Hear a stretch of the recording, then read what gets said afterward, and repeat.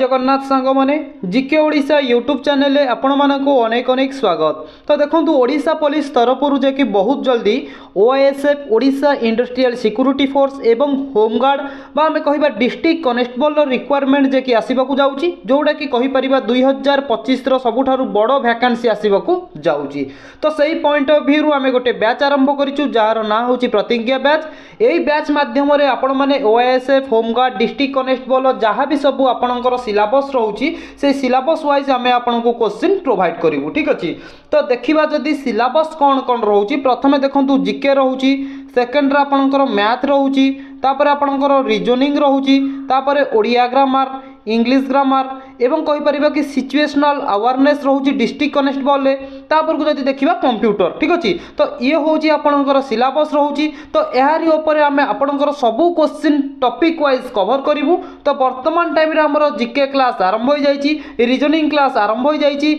एवं कहीपर जदि Odia grammar row first class आज आपण मैंने देखुंत इंग्लिश क्लास भी आरंभ हो जाइए बाकी रहा कंप्यूटर भी आम बहुत जल्दी आरंभ करूँ मैथ भी बहुत जल्दी आरंभ करूँ। ठीक अच्छे पूरा बढ़िया बढ़िया क्वेश्चन आम डिस्कसन करवा एग्जाम बा रिक्वायरमेंट जितेबाला आसो से धरतु आम 70 ରୁ 80% क्लास को कंप्लीट कर देइथिबा बाकी एग्जाम समय आम केवल रिविजन करवा। आ जो पिला माने भाबुचंती कि रिक्वायरमेंट आसेनी वर्तमान आम प्रिपरेशन करूनी तो माइंड रे रखंतु एते सारा एग्जाम हेलाई बहुत सारा एग्जाम तो रिक्वायरमेंट आसुची आम कौन पाई सिलेक्शन होने यही नेग्लेक्ट पाई कि आम सिलेक्शन रु वंचित होउची। रिक्वायरमेंट आसु बा न आसु प्रथमे आमको भल भाव में प्रिपेरेसन करने को पड़ो तापरे रिक्वायरमेंट आसवा कथा आसो। ठीक अच्छे तो सब चेष्टा करूँ रिक्वायरमेंट जितेबाला आसुना कहीं आमको प्रथमे निजक भल भाव में प्रिपेरेसन करवा रिक्वायरमेंट जदि भी आसीगला आम ताकू कौन क्रैक करदे। ठीक अच्छे तो देखो ओडिया ग्रामर आम जदि कहबा ध्वनि वर्ण और वर्णमाला उपरे किछि पूरा कहीपर थियोरी क्लास नहीं के आइचु तो सही उपरे पूरा भलो भाव में आज आम क्वेश्चन डिस्कसन करवा बा थियोरी भलो भाव में बुझीबा जदि आम थियोरी भलो भाव में बुझीगले तापर क्लास आम एमसीक्यू क्लास यारी उपरे आनिबा। ठीक अच्छे जदि थियोरी बुझीथिबे एमसीक्यू भी आपण माने करि पारिबे। देखंतु जदि भी आपण मानकु यार पीडीएफ दरकार आपण माने हम जीके ओडिशा टेलीग्राम चैनल रे जॉइन होई जांतु जहार पीडीएफ मु आपण मानकु गोटिए रु 2 दिन भितरे प्रोवाइड कर देबी। तेबे चलंतु आज प्रथम क्वेश्चन टी को आम प्रथम थियोरी टाकू आरंभ करिबा। तो देखो सांग माने एठी आपण माने देखि पारुथिबे ध्वनि वर्ण और वर्णमाला। ठीक अच्छे तो प्रथम आम देखिबा ध्वनि ध्वनि क्या कहवा ध्वनि कौन तो देखो प्रभातर शଯ୍ୟା त्याग ठारू रात्रिर शଯ୍ୟା ग्रहण पर्यंत मनुष्य नाना ध्वनि शुणा पाई थाए। ठीक अच्छे तो देखो एठी कौन कहूँ ध्वनि हूँ से जमीती कि आमे गोटे कथबार्ता करुचे अन्य जड़े बुझुची एवं अन्य जड़े कौन से कहूँ आमे बुझुचु बा आमे कहबा आमे मनीष माने भाषा आकार रे व्यवहार करती जो रहिले कहीपर पशु पक्षी एनिमल्स हूँ बा बार्ड्स हूँ। ठीक अच्छे तो एनिमल्स माने जो माने तांकर भावनाटा को प्रकाश करते केमिति ना यही ध्वनि आकार रे जमिति कहबा काऊ काऊ तार ध्वनि बा काऊ तार भावनाटा को केमिति प्रकाश करे कहीपर आम का आकार रे गाई केमिति ना गाई तार ध्वनि तार भावना तार भाषाटा को सी प्रकाश करे हमा हमा आकार रे। ठीक अच्छे तो सेमती कहीपर नाना प्रकार जे कि पशु पक्षी हूँ सी तांकर ध्वनि आकार रे तांकर जो भावनाटा को से माने प्रकाश करती तो सही जिनिसटा को आम कहबा ध्वनि। ठीक अच्छे जमीती कि मनुष्य गोटे कथा कहूँ शब्द कहूँ आउ जड़े बुझुची ठीक सेमिति ध्वनिर व्यवहार कौ माने करती ना पशु पक्षी माने ध्वनिर व्यवहार करती। बुझी पाइले फास्ट पॉइंट क्वेश्चन टी पचार ध्वनिर व्यवहार केउ माने करती तो ध्वनिर व्यवहार आम कहबा मेनली मुख्यतः पशु पक्षी माने ही करती। तो आपण माने कहबे मनुष्य भी ध्वनिर व्यवहार करे मु कहबी हाँ मनुष्य भी ध्वनिर व्यवहार करती बहुत कम जमीती कि आम देखिपर आमर जो माने जंगल जो आदिवासी माने जानिथिबे जंगल जो बास करती से माने कौन करती ना ध्वनि रे वार्तालाप करती बा कथबार्ता करती। तो यहाँ मेनली नुहे ना मेनली हूँ कौ माने ना पशु पक्षी माने ध्वनिर व्यवहार करती। बुझी पाइले तो देखो एठी भी से आमर एठी कहिछि तो कहला मनुष्यर मध्य ध्वनि अच्छी। ठीक अच्छे कहीं केउ अतीतरू मानव निजर मुख निस्तृत ध्वनि साहाय्य भाव प्रकाश करी आसुची अन्य पशु पक्षी माने मध्य किछि किछि ध्वनि द्वारा भाव प्रकाश करिथांती ठीक अछि मात्र मनुष्य मानक परि व्यापक अर्थबोधक नुहे बुझी पाइले कौन कहला एवं देखंतु ध्वनि होउची एक प्रकारर नाद बा शब्द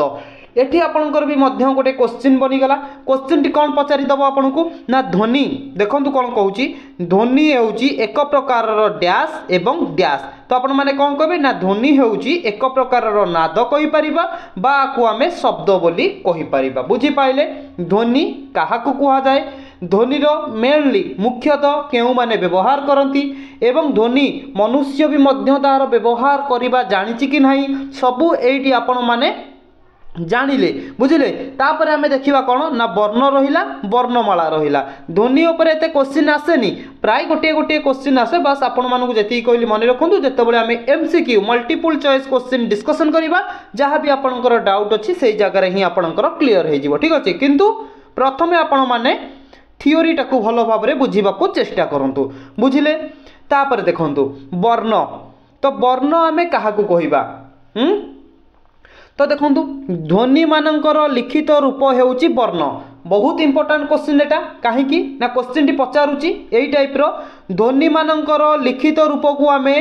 डैश बोली कहिबा ना आपण माने कहबे ध्वनि रो लिखित रूप को आमे वर्ण बोली कहिबा जेमिति कि एग्जांपल गोटे नबा ध्वनि कहला कि ध्वनिर लिखित रूप को ध्वनि कौन ना मुझे आपण मानू कहली जोटा कि पशुपक्षी मैंने व्यवहार करुँच मुझे आपण मानू कहबी का काउ तार ध्वनिटा को प्रकाश कले तार भावनाटा को प्रकाश करे केमिति ना का आकार रे ठीक अच्छे का सेमिति मु कहबी गाई गाई तार भावनाटा को हमा हमा आकार रे प्रकाश करे ए जो का आउ हमा हमा तो कौन कहला ना ध्वनि एटा हूँ गोटे ध्वनि एई जिनसटा को आमे जेतेबेले लिखिदेले एटा हो जाउची कौन ना वर्ण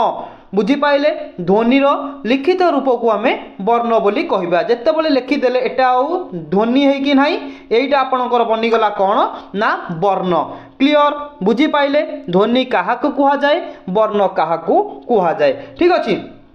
ना आउ कोन आपनकर प्रॉब्लम रहउची तापर देखंतु क्वेश्चन टी पचार दबो वर्णर अन्य नाम कौन ना अक्षर एटा भी मध्य मन रखिथिबे वर्णर अन्य नाम कौन ना आपण माने कहबे वर्णर अन्य नाम होउची अक्षर काहे कि अक्षर हैला ना आमे जेतेबेले लिखि दउचे कौन जेतेबेले कहली कि ध्वनिर जे कि कहि परिबा आमे का हे जाउछ आपनकर कौन ना का हे जाउछ आपनकर गोटे कौन लिखित रूप कहार ना गोटे कहि परिबा ध्वनिर लिखित रूप एटा हे गला गोटे वर्ण तो एटा को आमे कौन गोटे गोटे कौन करिचे ना अक्षर लिखिचे ठीक अछि तो सेति पई आमे कहिबा वर्णर अन्य नाम हेउची अक्षर क्लियर क्वेश्चन पचारिबो ध्वनिर लिखित रूप कौन ना आपण माने कहबे ध्वनिर लिखित रूप वर्ण एवं वर्णर अन्य नाम कौन ना वर्णर अन्य नाम होउची अक्षर क्लियर बुझी पाइले तापर देखंतु कोन कहिची विभिन्न भाषा रे विभिन्न संख्यक वर्ण थाए सेमानंकर आकार और उच्चारण पार्थक्य रही तो मो सांग माने जेतिक आशा करुच्ची आपण माने ध्वनि एवं वर्णटा को भलो भाबरे बुझिथिबे मुख्य जिनस वर्तमान आसुची वर्णमाला ए वर्णमाला उपर बहुत सारा क्वेश्चन आसे तो पूरा आपन को गोटे गोटे करके थियोरी कहिबी एवं से थियोरी रो जो एमसीक्यू बनथिबो सेटा भी मध्य आपन को कहिबी पर जो आम ध्वनि वर्ण वर्णमाला एमसीक्यू आनिबा पूरा डाउट आमर सेतिक बेले क्लियर करिबा ठीक अछि तो वर्णमाला देखिबा तो देखंतु वर्णमाला देखिबा पूर्वरु मु आपण मानकु एठी गोटे कथा कहिबाकू चाहूची जोटा कि आपण माने निहाती जानि रखिबा दरकार तो देखुन सांग माने आमर गोटे बैच जे कि बहुत जल्दी लॉन्च होबाकू जाउची जो बैच रो ना रखा जाइची वसुधा एई बैच माध्यम रे आपण माने आपणकर जो रहउची एम आपणकर जो रहउची गोल जोटा कि हमें कहि परिबा ओडिशा पुलिस सब इन्स्पेक्टर जहाँ भी सब सिलेबस रहउची आमे सिलेबस वाइज आपण मानकर सब टॉपिक कवर करिवु जो बैच माध्यम रे आपण माने प्रिपरेशन करि परिबे एई बैच आपण मानक पई कि कोनोसी भी चार्जेस निया जाउनी पूरा मागणा रे आपण माने बैच रे प्रिपरेशन करि परिबे तो देखंतु ओडिशा पुलिस सब इन्स्पेक्टर वर्तमान टाइम रे ऑनलाइन चलीची जदि आपण माने वर्तमान पर्यंत ऑनलाइन आवेदन करि नाहंती ताले बहुत जल्दी आवेदन करि रखंतु तो देखो यही बैच रे आपण मैंने कौन कौन पाइपर जमीक देखिले ओडिया ग्रामर रिजनिंग जी कि आपंकर कभर करेंगे हिमांशु सार जीके और कंप्यूटर कभर करेंगे प्रियंका मैम इंग्लिश ग्रामर और मैथ कभर करेंगे आपंकर बद्री सार एवं मन रखु आपण कही रखुची जमीक अच्छी आमर फिजिक्स केमिस्ट्री भी अच्छी जोटा कि 200 मार्कर आपंकर एग्जाम हम तो तार भी आम बहुत जल्दी क्लास प्रोवाइड करूँ पूरा भल भाव में आपण मैंने प्रिपेरेसन करेंगे जो लेवल क्वेश्चन आसूची पूरा से लेवल आम आपण को प्रोवाइड करूँ ठीक अच्छे मॉक टेस्ट भी आपको प्रोवाइड करा करेंट अफेयर्स भी आपको प्रोवाइड करा एवं सबू जहाँ भी सबू सिस्टमेटिक रोचे से सिस्टमेटिक आम आपको टोटाल प्रोवाइड करूँ ठीक अच्छे तो यही बैच आमर बहुत जल्दी आरंभ होगा जाऊँगी जीके ओडिशा यूट्यूब चैनल तो देखो सांग मैंने प्रथमे आम जाणी रखा वर्णमाला ठीक अच्छे तो वर्णमाला आम क्या कहवा तो आमर केतोटी वर्ण अच्छी केतोटी ध्वनि अच्छी सबू आम क्लीयर भल भाव में ये बुझा तो देखो प्रथमे जाणी रखु ओडिया भाषा रे लेखा पढ़ापी 49टी वर्ण अच्छी तो आपन को प्रथमे क्वेश्चन टी पचारदेव आमर केतोटी ओडिया भाषा रे वर्ण अच्छी ना आपण मैंने कहे आमर 49टी वर्ण अच्छी ठीक अच्छे तापर देखो कौन कहूँ यही वर्ण समुदाय को ओडिया भाषा रे वर्णमाला कहुए बुझीपारे वर्णमाला क्या कहुए तो कहे आम ओडिया भाषा रे लेखा पढ़ापी 49टी वर्ण अच्छी से ही वर्ण समुदाय को आम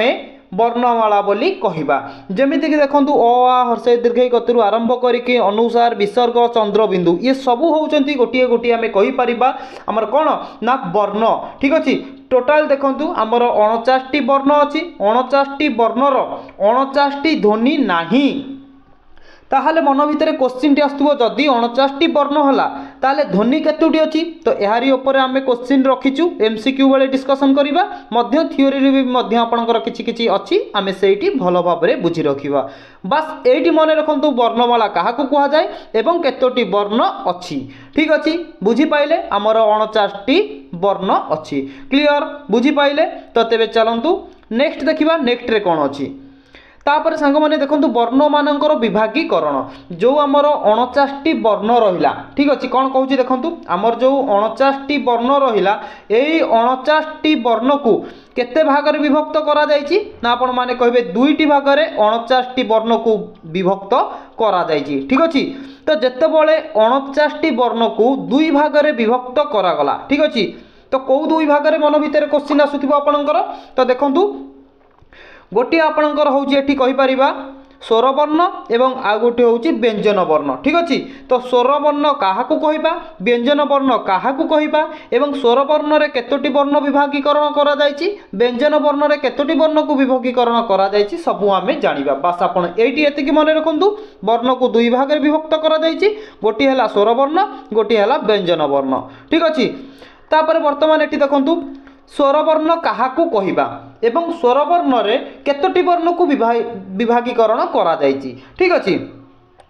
तो देखो स्वरवर्ण क्या कहवा तो आपण मैंने कहे जेतेबेले अन्य वर्णर साहाय्य न नेकी उच्चारित हेउथिबा वर्ण मान को स्वरवर्ण कहुए ओडिया भाषा रे स्वरवर्ण होची 11टी तो देखंतु सांग माने जेमिति कि मु आपण मानकु कहिछि वर्ण होची टोटाल आम कहीपर 49टी वर्ण यही 49टी वर्ण रु स्वर वर्ण विभागीकरण करागला 11टी वर्ण को बाकी रहा केतोटी ना 38टी होची व्यंजन वर्ण ठीक अच्छे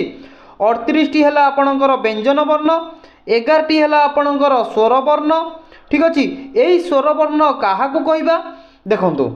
एठी हमर थियोरी ले लिखिछि अन्य वर्ण माने केउ वर्ण ना जो हमर 11टी स्वर वर्ण रहिले एई वर्ण को छाड़ी देला परे आउ जो वर्ण रहिले सीए होचंती व्यंजन वर्ण बा एठी हमें कहबा अन्य वर्णर माने होची व्यंजन वर्ण ठीक अछि तो देखंतु अन्य वर्णर साहाय्य न नै ठीक अछि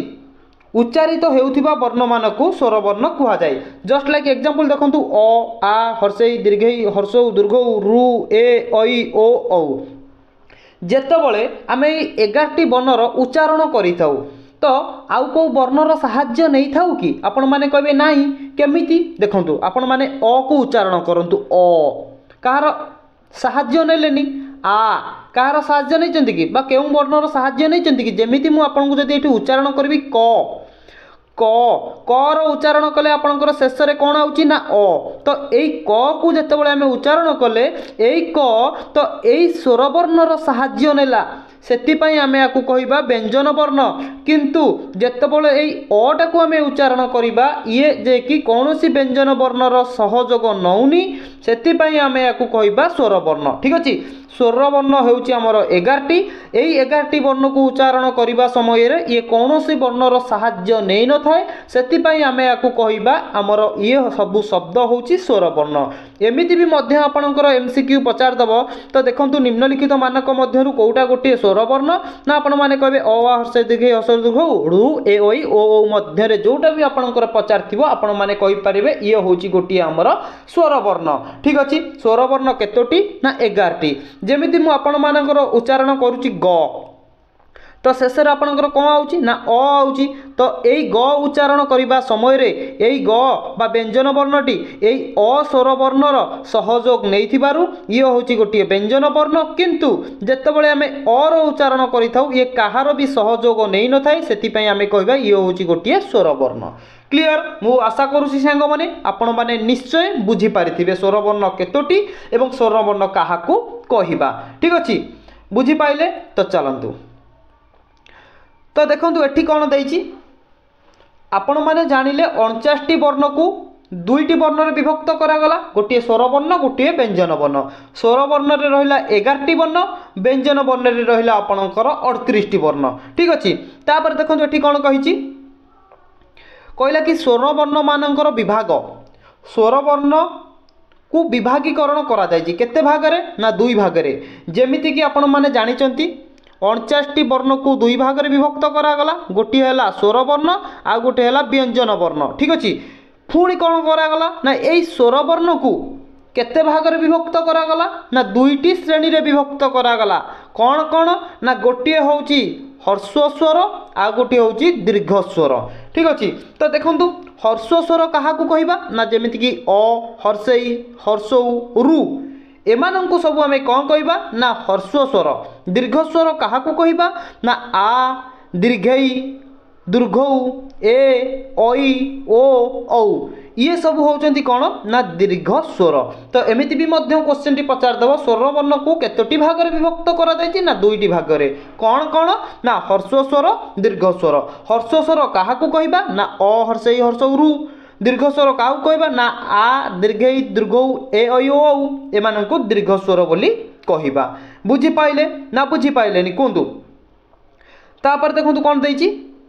हर्स्व स्वर अपेक्षा दीर्घ स्वर मानकर उच्चारण अधिक समय निए देखंतु अ उच्चारण कले किछि समय नेला नाही किंतु दीर्घ स्वर जेतेबेले आपण माने उच्चारण करूचंती आ अ ठारू आ टिके अधिक समय नेला हर्षई ठारू दीर्घई अधिक समय नेला हर्षौ ठारू दीर्घौ अधिक समय नेला रु ठारू ए ऐ ओ औ एमाने कोन करंती ना हर्स्व स्वर ठारू दीर्घ स्वर अधिक समय नै थांती ठीक अछि बुझी पाइले तो एमिति भी मध्य आपन को क्वेश्चन टी पचार दबो हर्स्व स्वर अपेक्षा केउ स्वर मानकर उच्चारण अधिक समय थाए ना आपण माने कहबे दीर्घ स्वर मानकर जे कि हर्स्व स्वर अपेक्षा अधिक समय नै थाए बुझी पाइले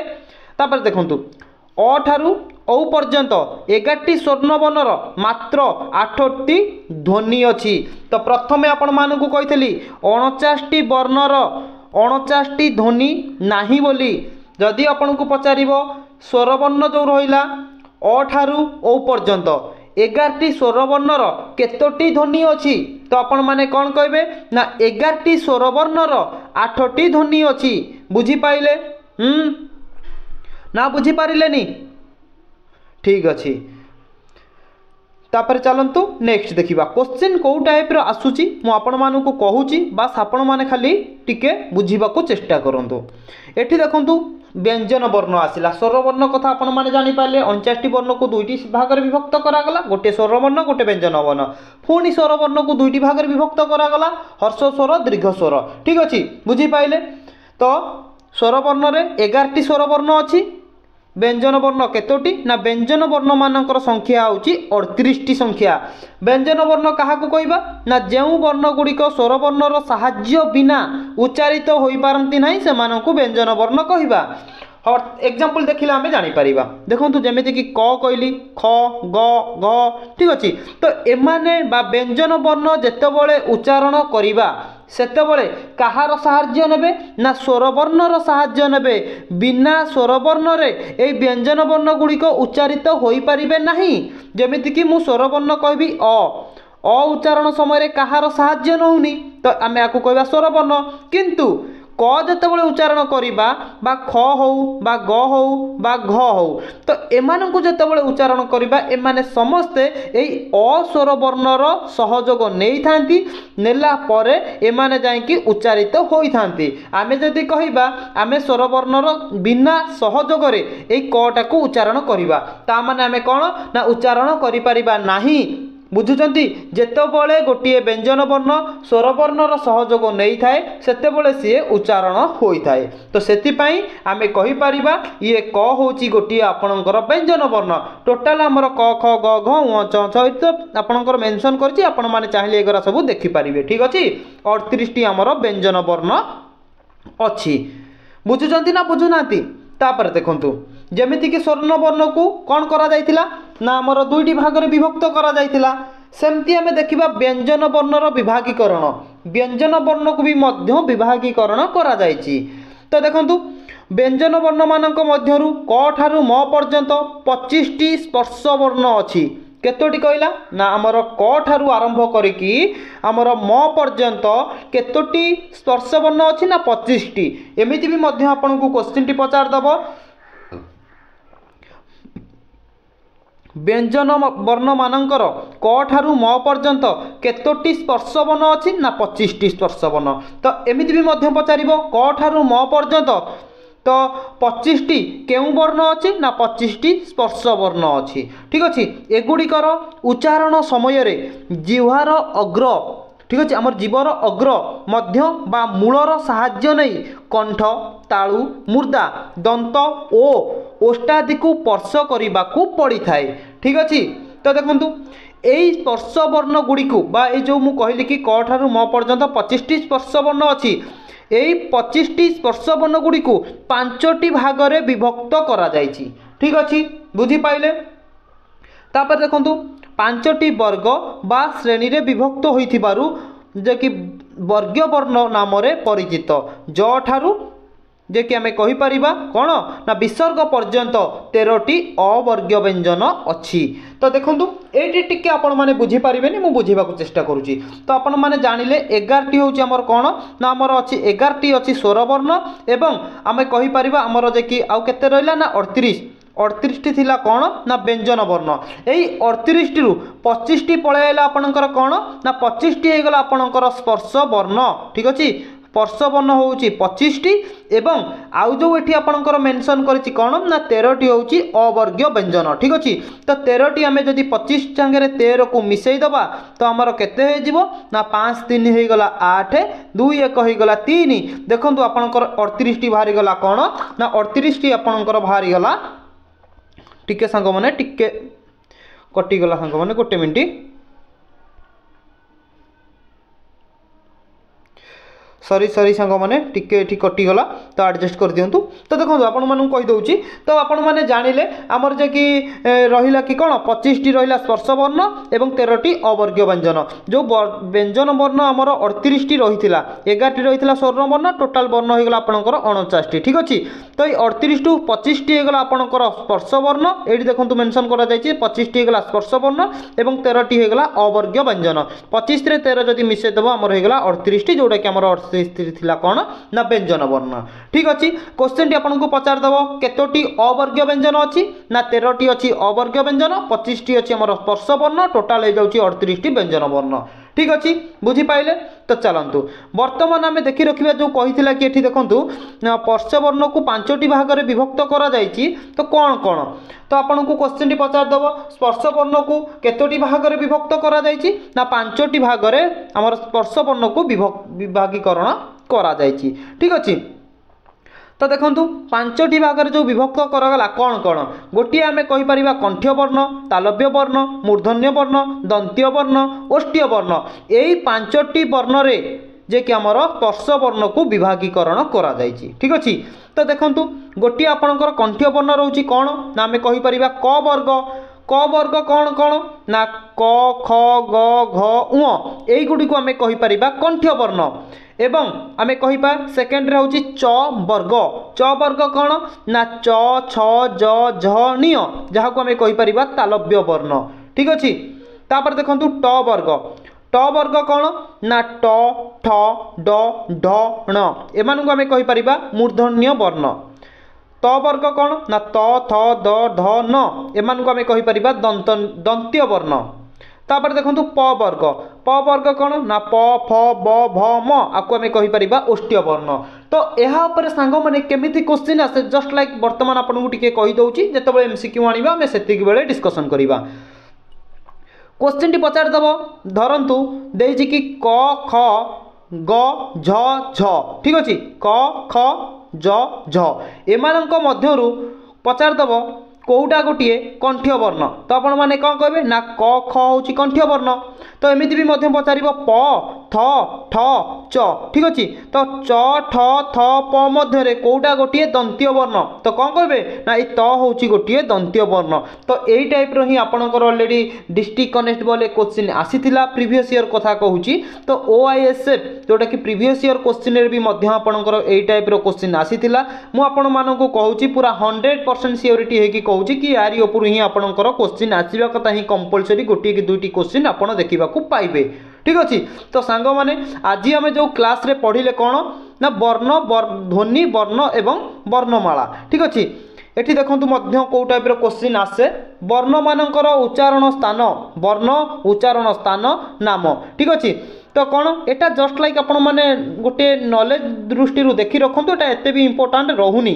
अ आ क ख ग घ ङ अ विसर्ग एगरा सब उच्चारण स्थान कौटी ना कंठरु एमाने उच्चारण होती एमानक ना होची कंठ्य वर्ण। तालव्य वर्ण कौन मूर्धन्य वर्ण दंत्य वर्ण ओष्ठ्य वर्ण कंठ्य तालव्य वर्ण कंठ उष्ठ्य वर्ण दंत उष्ठ्य वर्ण ठीक अच्छे। आपण माने चाहिले आको सब आराम से देखि पारिबे पीडीएफ डाउनलोड करके। तो सांग माने आजिर वीडियोटी आपण मानक पई कि बहुत बहुत इंपोर्टेंट रोची वीडियो को आपण शेष पर्यंत देखंतु काहेकि ना एहार ऊपर ही आपनकर क्वेश्चन आसे ध्वनि वर्ण और वर्णमाला। जदि आपनकर बिलीव होउनी तो previous year question paper download करके देखि पारिबे। तो क्वेश्चन को टाइप रो थिला को लेवल रो थिला ठीक अछि। तो आमे भी मध्य आपनको previous year question paper provide करिवु। तो वर्तमान टाइम रे आमे कोन करले ना ध्वनि वर्ण और वर्णमाला रो थ्योरी क्लास सारी देले यहाँ पर आपनकर जे कि आमे एमसीक्यू क्लास नै आसीबु जोटा कि आपण मानक पई कि बहुत बहुत इंपोर्टेंट रहिबो। तो देखन संग माने पुणी देखा हबो नेक्स्ट वीडियो रे बा किछि नुवा वीडियो रे। जय जगन्नाथ।